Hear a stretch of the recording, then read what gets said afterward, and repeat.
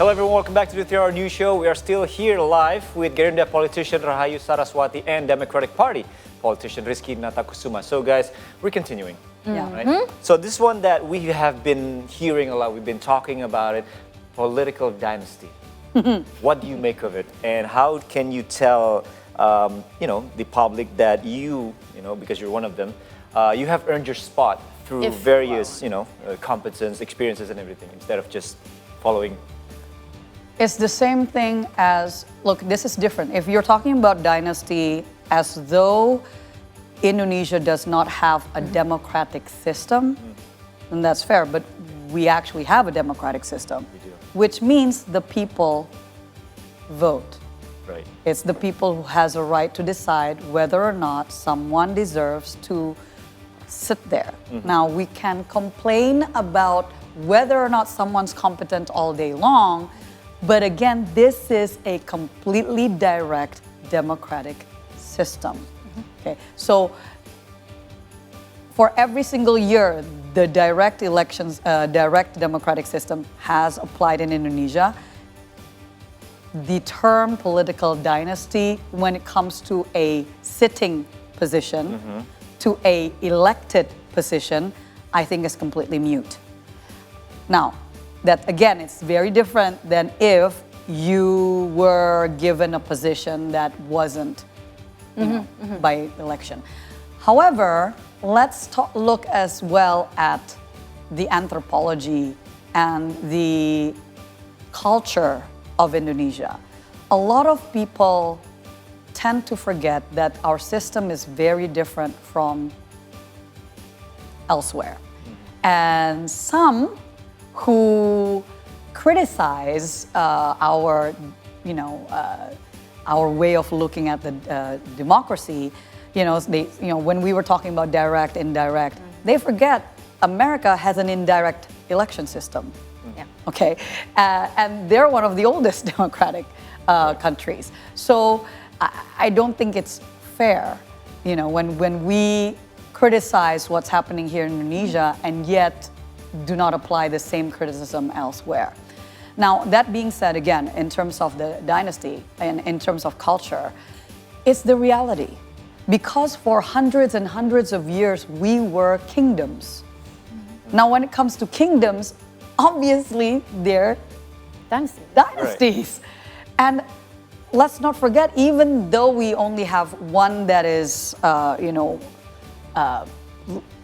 officially seen as part of the government, aka Jogja, but there are other kingdoms that still exist till this day, including in Solo, there are 2 lines over there.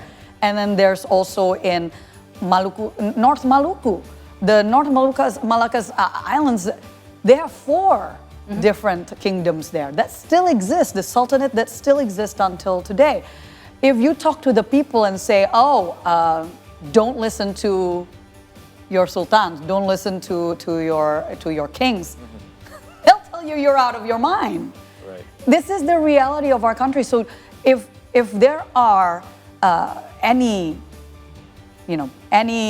medias, especially ones from abroad, that likes to condescend and tell us how we should run our country, I would definitely think that they need to be on the ground, do their research before they judge us.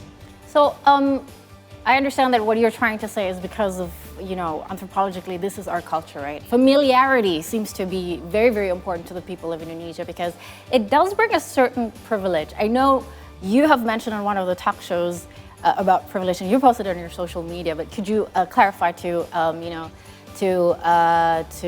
our audiences as well, because coming from a dynasty, what kind of privilege does it bring? I'm not saying that the voters will automatically vote for you. Oh, they do not. But what I'm trying to say is, what kind of things do you pick up? What kind of things do you have? Because in the system, definitely people still have to vote for you, but has it made both of your journeys easier? I don't know, through seeing what your family or closest kin did. I mean, this is not just both of you, but there are, I'm not saying just dynasties, but in relations to somebody, right? Yeah. How does that actually give, or how does There that are factor pros and into the cons. journey? There are pros and cons. Yeah. Sorry, I didn't mean to cut, but I understand your question. There are pros and cons to having the privilege of being part of a dynasty. Number one, if I were to run in a place where there are huge supporters of my family, and for those who do not know, I'm Pak Prabowo's niece. So the first time I ran in Central Java, okay? Central Java 4th District, where, excuse me, but another person who was running there was the head of the national campaign team of the other side, okay? So it does not necessarily mean, oh, immediately, yes, the people will vote for us. No, definitely not. And in Gerindra, just because I'm his niece does not necessarily mean I have the privilege of running immediately as number one. The first time I ran as number 2, okay, on the roster. So no, there is no red carpet in Gerindra, and I have to earn my spot and prove myself. So at that time I ran as number 2, but I proved my worth. I managed to get the most individual by name vote in comparison to my colleagues. And yes, in that area, in some places, it helps to say that I am so and so. But I'm very transparent. And if people want to judge me based on who my family is, whether that's positive or negative, that's a risk I have to take. In terms of proving, there is no way to prove unless we actually sit there and then we can prove. Because otherwise, a lot of it's conjecture and discrimination. I've had my name written on oh, these are the pro and the con of her, right? The only con in that one column on this, website is, oh, she's part of the oligarchy. Mm-hmm. And my question then, and I actually immediately, I contacted the owner of that website, and I say, first of all, what oligarchy? Because if you say oligarchy as within the party, what's your proof? Because I worked my way up from being a head of a department in the DPP, from being head of a bidang, a field, a sector within the arm of the party, the sayap, the youth wing of the party. And then it wasn't overnight. So what oligarchy, right? And so I mentioned that that's part of the discrimination. So when it comes to privilege, yes, there's some privilege, but it does not mean that immediately I would get the most number of votes. If it's not a given. And 2019, and because of the system that we have in Indonesia, 2019, just because I had 80-something votes, 80-something thousand votes, more than 4 people who are sitting in my district right now does not mean I got that seat. Because of the system, right? 5,000 of my votes got stolen. So does that give me privilege? No, it made me a living target for people to say, oh, she's gonna have a lot of votes, we're gonna steal votes from her. So yes. Well, thick skin is definitely one of it. What about you, Rizky? I was enjoying journey. Listen sorry, to I don't mean to take over. Sorry. No, I'm open for new inspirations and stuff, and she's obviously an inspiring figure in our country's Stop it. politics. Before I got into politics, I used to listen and watch her debate, and whether it's on TV or in. Now I feel old. Very, very passionate. But well, if it makes you happy, I've been elected twice as a member of parliament representing my constituency, and on both occasions I wasn't actually the favorite to win. My first time I was running against an incumbent, and the second time this year I was running against a 2-term mayor. So it was hard work. It was not easy, but I understand why people have issues regarding these, and what we need to emphasize and what we need to make sure happens is that there is an equal level playing field for everybody to get into our country's politics. I understand that if you look at the parliament today or across the country, local parliaments included, you will see politicians sharing same last names, or even look similar because they come from same families. And I think there needs to be transparency to the public, and there needs to be the system of elections need to be strengthened. But I came from a new generations of politicians, and as younger people entering politics, we want to bring about new standards in our debates. So I make the pledge that I won't use any last names, or even genders, or even ethnic backgrounds, or whatever as a sole foundation of my political arguments, because I don't think our country's politics deserves that. We can't change how we look. We can't change our last names. We don't choose the stations or families into which we're born. As long as the people are being assured and have trust in the system, trust in the parliament, trust in the system of government, and I think whoever represents them, as long as they're happy with their work, I think the country's system of politics will sustain. Trust, trust, trust. Trust is the key word. And a lot of thick skin for both of you. Yes.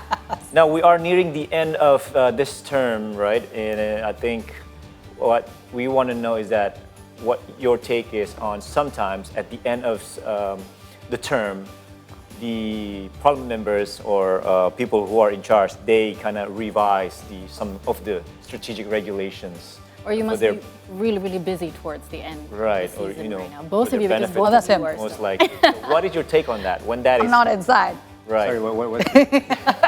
Revisions Regulations, of, right? regulations. Sometimes they are revising regulations at the end of the terms. Yeah. What is your take on that? Is that something that is normal, standard? Well, as long as the basic premise of doing this is that trying to answer the aspirations of the people, giving a voice to the people who are voicing but feel that they haven't been heard in a long time. As long as that's the basic foundation, I think we should just be supportive of that. I come from Democratic Party. We were out of government for 9 years, being consistent in opposition. We joined the government, Pak Jokowi's government, towards the end of his term, trying to make sure that there's a smooth transition to Pak Prabowo's government next term. So we're being supportive in addressing the concerns that are being voiced by the people. As long as that's the basic principle of it, I'm all for it. Well, I think, Rizky, just start with you while we're at it. One last question would be, what are both of your aspirations in regards to the next term that is renewing end of this year? Well, the start of the show, you mentioned that there's a decrease in the number of young representations. I hope that the next parliament, I've seen firsthand, as she has, I think the power that the young people grouping together, debating policies and legislations and budgets, trying to make sure that the aspirations of the younger generations are being met, are being advocated. I've seen it firsthand, what change we can make in Parliament. So I just hope that in the next Parliament, it doesn't matter whether the number is decreasing, but we have to make sure that the aspirations, the fight for the future is still being fought by very, very effectively. All right. Well, I've been very vocal about this, and it is a personal, let's be clear, it's a personal aspiration of mine. And I think that we need to change the system of politics if we are to have more of a fair chance for everyone. But also we need to stop fooling the people. By having a completely direct election with an open system, and it means by name, I think we are fooling the people, because by our constitution, the highest power of politics in Indonesia is political party. Okay, are the political parties. So the system that we have in terms of democracy should reflect that.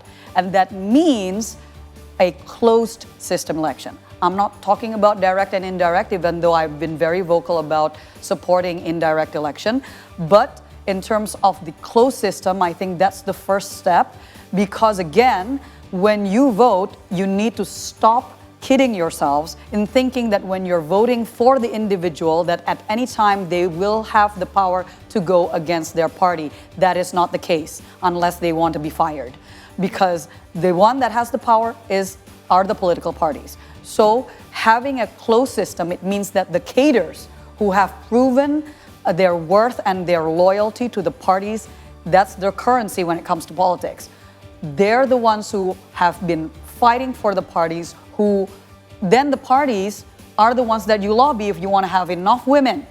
If we're talking about 30% open system, it has not been, yes, we've gone up, but it's not really helping significantly.